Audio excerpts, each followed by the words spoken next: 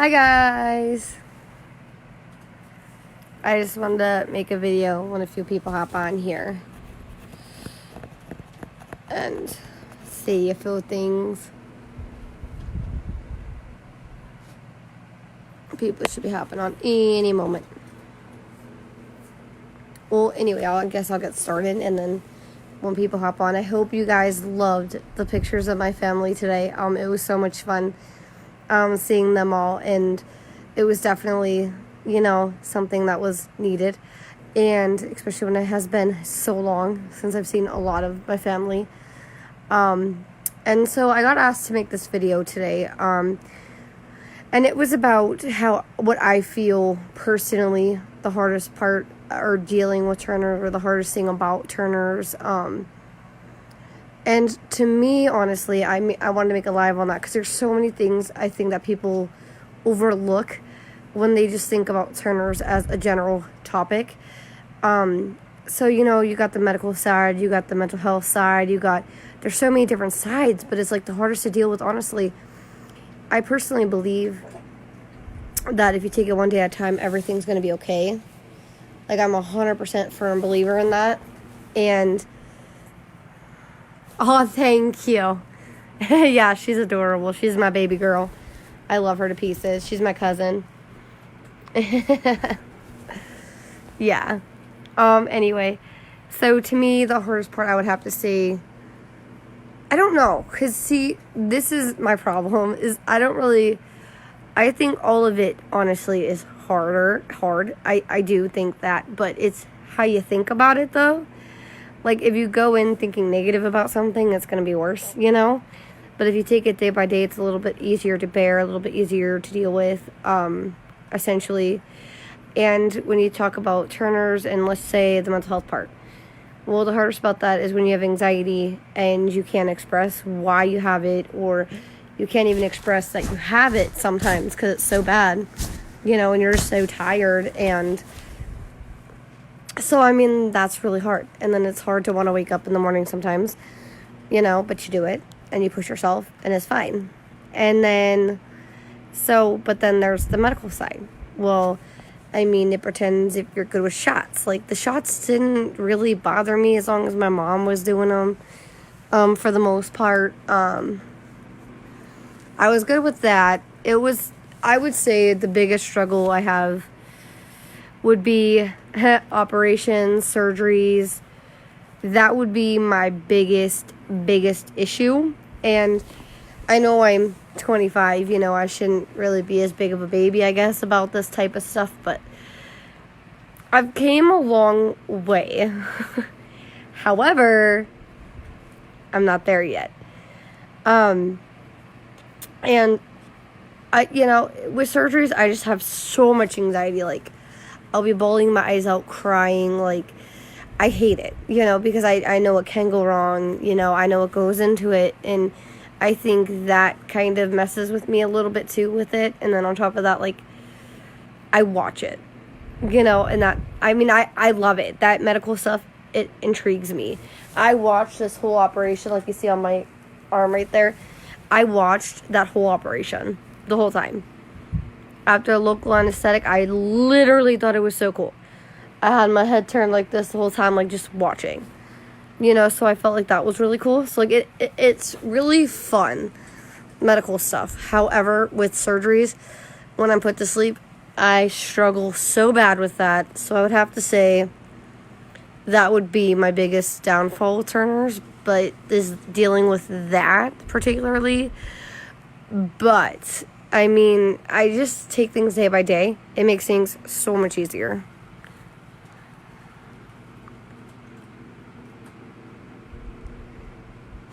I love, Kelly, I love when people tell me I look younger than I am. I'm just like, thanks. I know I'm cute, like, that doesn't bother me. It really doesn't bother me when people tell me I'm fun size, cute, whatever. I'm just like, thanks, because you got to embrace yourself, and you got to love yourself. And if you don't love every inch of you, or anything, then you're going to be miserable, and honestly, I think that's what makes us unique and is our size. And I think looking as young as we do is a blessing, because I rather look young than older, to be honest with you. So, like, I really don't do bad when people say I look way young than I am, or, like, if I get told I look like I'm 16 or something like that all the time, and I'm like, thanks. You know, like, I appreciate it. At least you didn't tell me I'm looking like I'm 50 or older, you know, like, so, I mean, I don't know. I feel like that's a blessing, to be honest, than necessarily something bad, to be honest. But on top of taking things day by day, I just think, you know, it's so overwhelming when you think about the whole picture all the time. And you think about all the hurdles we'll have to undergo. And I think that's a lot to take in, from the schooling aspect of learning support to just the shots every night, you know, and then on top of the shots, the medicine, you know, for whatever health issues you have. And some of us have a lot, some of us a lot, but not as much. And I have a ton. And so for me, every time I find out, what do I got to do? Just tell me what I got to do. I got this. Like, it's like, I handle each hurdle as they come. I don't like to think about the future because, you know, they don't know our future, and that'll just stress me out. And on top of that, I don't like thinking about the future too as well, because that's overwhelming, you know, because eventually they're going to have to talk to us about, you know, just everything, you know, from just simply getting older, the more medical problems that are going to be more happening to us. You know, it's a scary thing.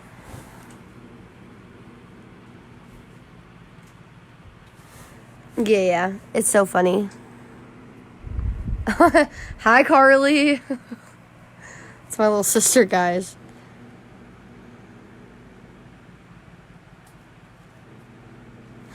Yeah, that, you know, I can definitely, Kelly, understand where you're coming from with that.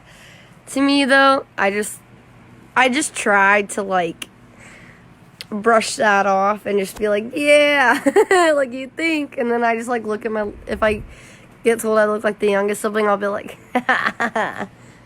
you look old. Like, I told my little sister she has gray hair the other day.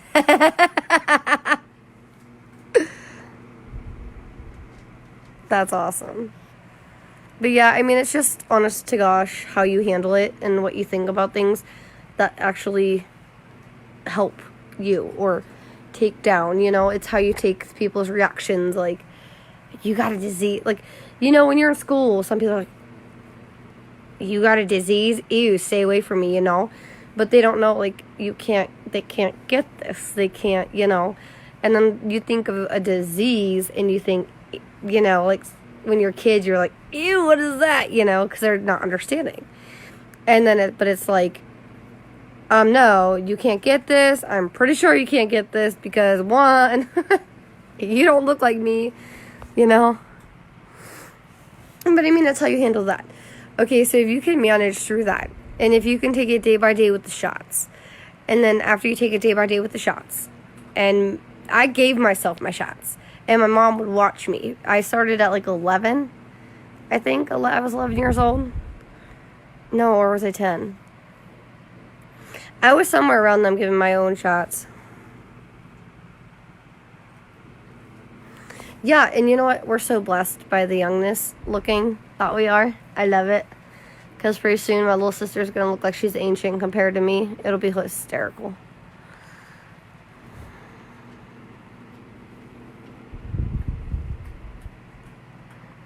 Right. It's how you perceive things. And on top of how you perceive things, it's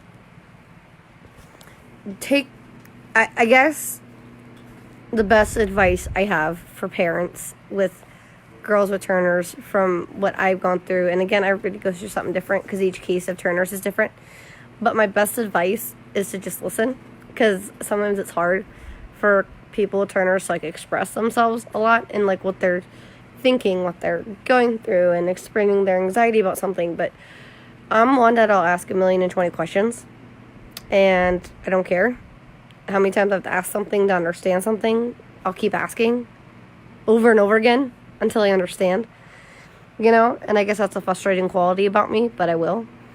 And then another best advice I have is just make them part of the process. My mom was really good about that with me. Like, my mom, like, when I got the shots, like, she explained to me what's going to happen, and then she let me pick, you know, because you could do your belly, your buttocks, your thighs, your arms, your buttocks. And there was, like, I think one other area I'm missing. But my mom let me pick that. She didn't just, you know, stab me with the needle. There's your growth hormone, you know? Like, no, my mom didn't do that. She was like, where do you want it? And I picked. And then, you know, if I had really small arms when I first started. So, like, the shots hurt me worse in my arms and stuff like that. And then eventually, like, I switched. So I did my butts and my thighs, you know, for most of my growth hormone, because that's what was more comfortable for me. But again, like, my mom let me part of that. Like, and so this is, like, really huge for my Turner mama. So I hope you guys are all watching. And, like, if I were to, it was bad.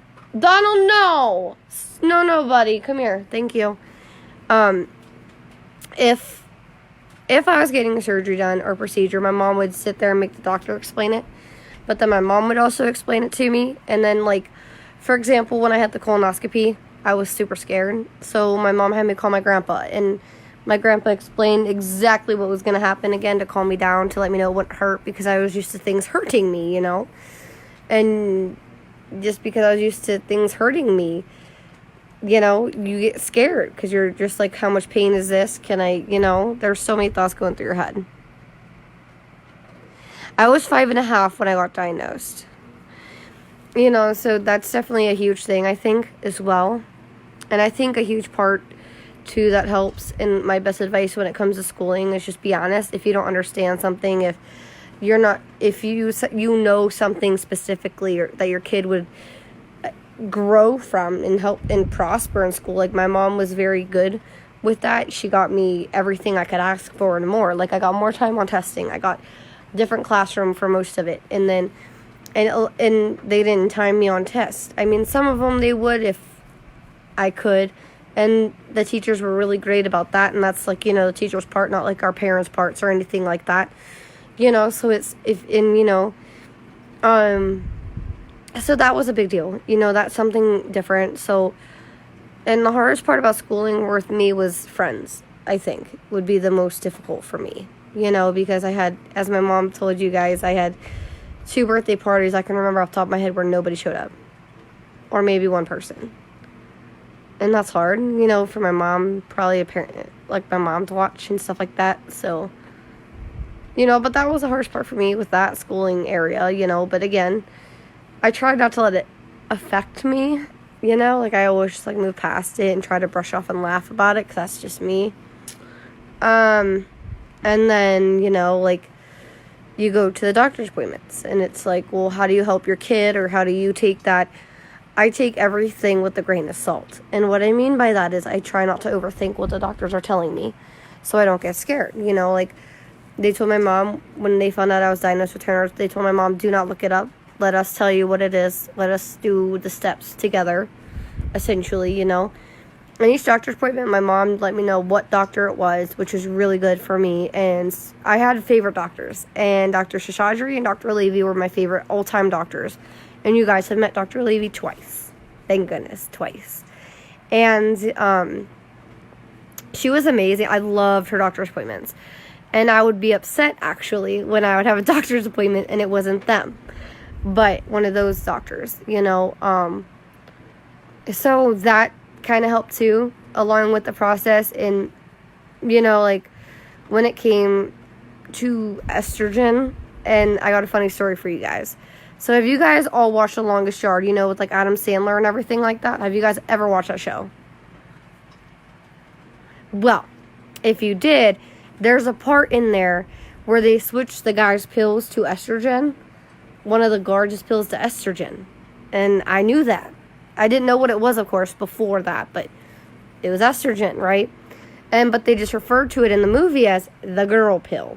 So, me being me and spunky and just my personality, I was like, I went in there, and then my doctor was like, okay, now it's to talk for estrogen. And I was like, is that the girl pill? Dead serious. And everybody busted in the room laughing at me because, that's how I interpret it. You know, I'm going on 13 years old, and that you want boobies talk, you know, and you, you know, and, you know, it's how you handle that. And me, I want boobies, you know, I guess. So I wanted boobies, so I took the pills.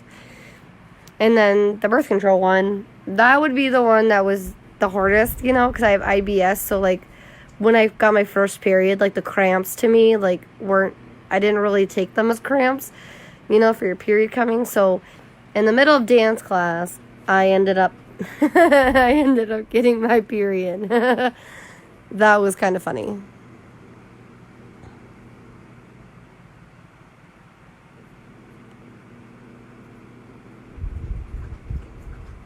Yeah. And, you know, I just, my mom would explain something to me, too, and that helped. And when it came to the period time for me, I'm not very shy, guys. I don't know if you know that about me, but I'm not very shy. So I told everybody I got my period. I didn't care. I was excited. I was normal. So I was excited to get my period. I was like, what? I mean, it sucked, of course, like you're in pain, but I was excited. Like, I was like, yeah, got my period. I'm like you guys now. You know, like, I was so stupid. But I was. But I was so excited and so happy about it for a minute. And then, you know, it gets old and you know, and then I remember the phone call. I called like everybody when I got my first period. That's kind of embarrassing. But I mean, it's how you handle everything with it. And the mental health part for me, I just think it's easier for the mental health to just do what I say. I just try to take things with a grain of salt. And, you know, if something's like really, really, really upsetting me, I just like to go to dog parks with my dogs, or I like to just go to my favorite place. I like to travel, you know, and if I'm having really bad moments, that is what I do. I'm not afraid to do that stuff, and I feel like that helps me sometimes, like, to ground myself again, you know, because I feel like every now and then people need to get, like, grounded, like, and take a step back in life and just really evaluate everything, you know, no matter what you go through, no matter what you are, you know, and sometimes, you know, it's nice, you know, and so that's the best part I have on the mental health field. And, like, on the days where, like, I can hardly get out of bed or something like that, because I'm, like, so exhausted, you know, I think about my fur babies. That's why I got my Donald, you know, and I just, like, you gotta do something, you know, and then I work literally until I cannot work no more. Like, I went to work with double pneumonia in my lungs before. Like, I will literally go to work and work my butt off. You know, I push myself, which isn't necessarily always, like, the best thing to do, but I do it. But that's kind of the advice I have, and that's just kind of, like, I mean, that's... As I said, I guess if you think about the whole lump sum, I guess the hardest part for me would be dealing with the operations and procedures with Turners. I guess, because, like, I don't know. I just don't like thinking about there being a hard part.